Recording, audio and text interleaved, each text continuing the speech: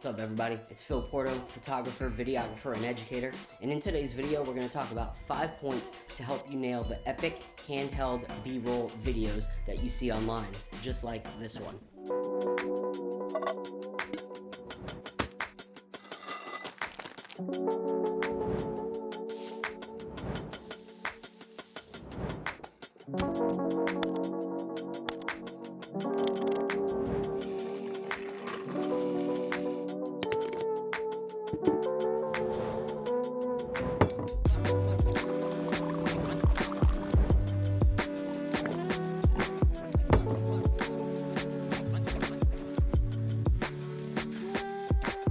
So one thing that I've always enjoyed since it kind of started becoming a thing was the Jesse Driftwood, James Matthews, Daniel Schiffer, Epic B Roll videos that you see, the handheld B Roll videos. And so I wanted to see if I could push myself to create something along those lines. So I watched a few of their videos and I really felt like I was up for the challenge. And when I was watching a lot of other YouTube videos of other YouTubers that were creating it, I saw two things. One, there were no Fuji videographers that I saw doing this style. And as a Fuji videographer, I wanted to take on that challenge as well because I love the Fuji system and I feel like I can create this kind of content really well with it. And then the second is I noticed that there was some really good ones out there. I saw some really cool videos. One of them was by Alex Gasaway, and she did one with an old fashioned, and I thought that was really cool. And the second one I saw was by Jonathan Paul, and he did one baking bread. And I thought those were really great videos. And a lot of other ones that I saw from other YouTubers and videographers on YouTube was that they had some really cool shots, but the video didn't completely come together. So I wanted to challenge myself to see if I could do more than create cool shots, but actually be able to create something that worked, and actually something that people enjoyed watching.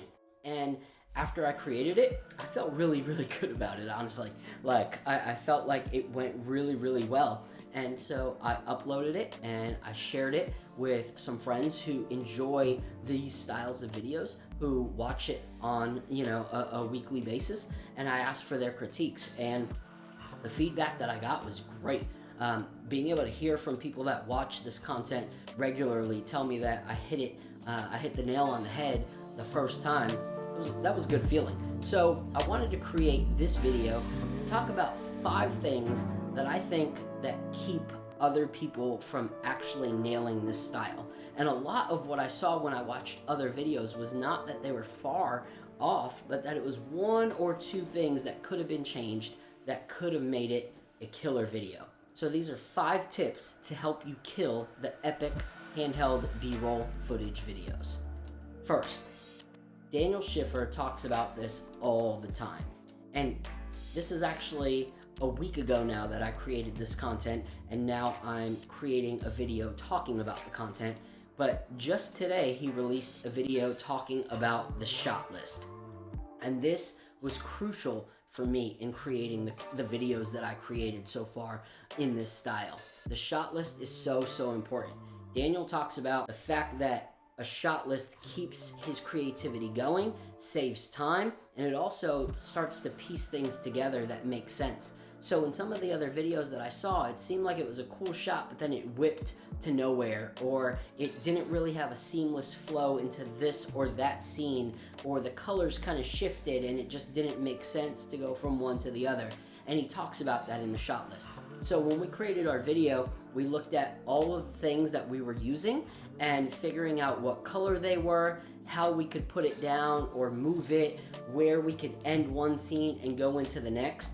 And so we constantly made sure that we kind of had like a little storyline that we were following, as if we were creating a short 30-second video / movie, and making sure that all the scenes worked together. So I highly encourage you, if you are creating B-roll footage like this, to make sure that you create that shot list and that you follow it. There can be some flexibility. There were some times that we would create a shot and it wouldn't really work, so we would throw it away. Or sometimes we would be like, hey, this would actually work a lot better than what we actually wrote down.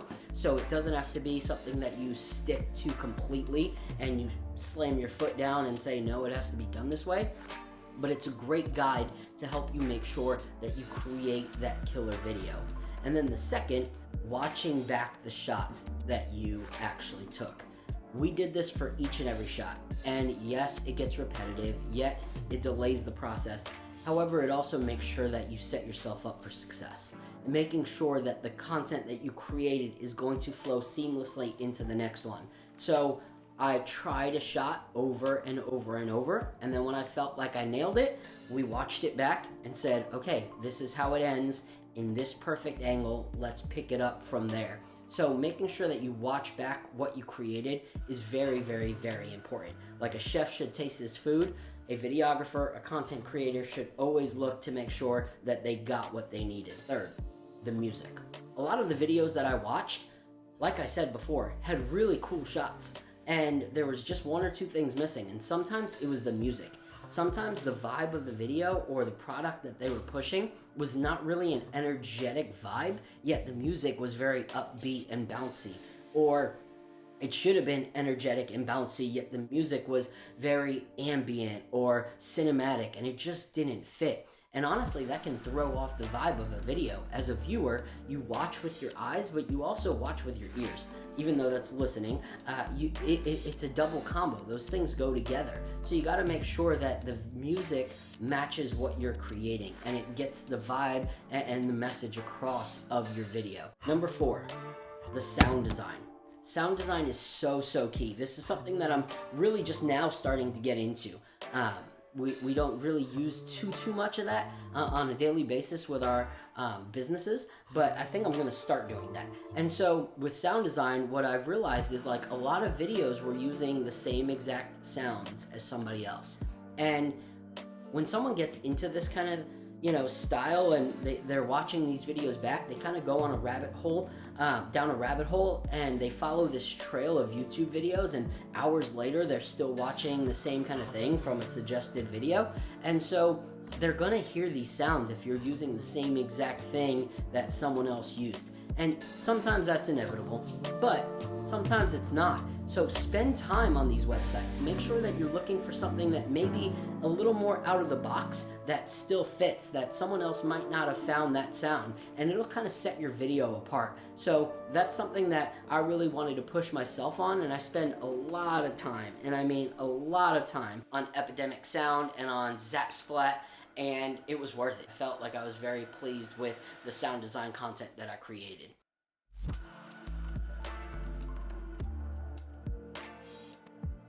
And then last but not least, color grading.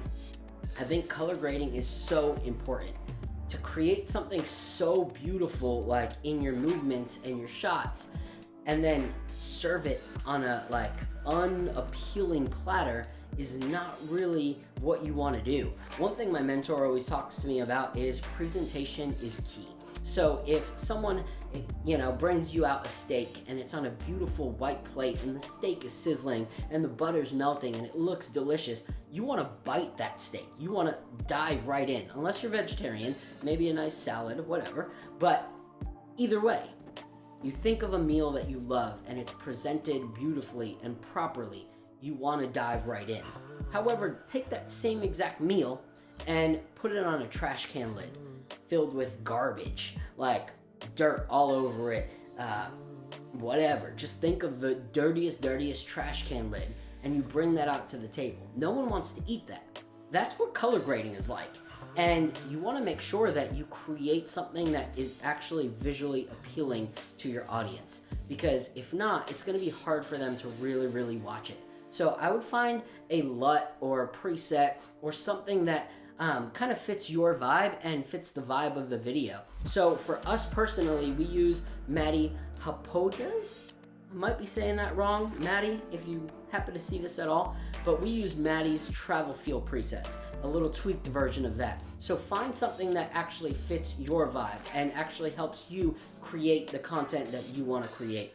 So we're going to keep creating these videos. So if this video was helpful to you at all, if you're interested in, following along on our journey and learning more about the photo, video industry, and also creative, cool behind the scenes videos, please subscribe down there and spread the word on the channel, and leave any comments with any questions that you guys have. We will be answering the comments. We will be getting back to our viewers. So thank you guys for your time, and until next time, we'll see you later.